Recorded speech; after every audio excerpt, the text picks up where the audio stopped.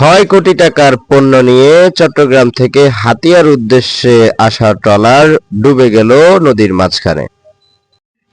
জানা গেছে, প্রায় ৬ কোটি টাকার টিন, রড, সিমেন্ট সহ বিভিন্ন পণ্য নিয়ে হাতিয়ায় তমরুদ্দি ঘাটের উদ্দেশ্যে রওনা দেয় এমভি শরীফ ১ নামের একটি ট্রলার।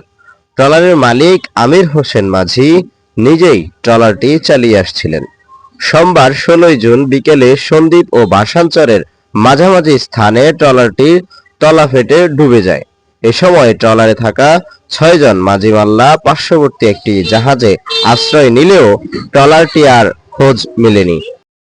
ট্রলারের মালিক আমির হোসেন মাঝি ঢাকা পোস্টকে বলেন, সোমবার সকালে ট্রলারটি নিয়ে চট্টগ্রাম থেকে সন্দ্বীপ হয়ে হাতিয়ার উদ্দেশ্যে যাত্রা করি।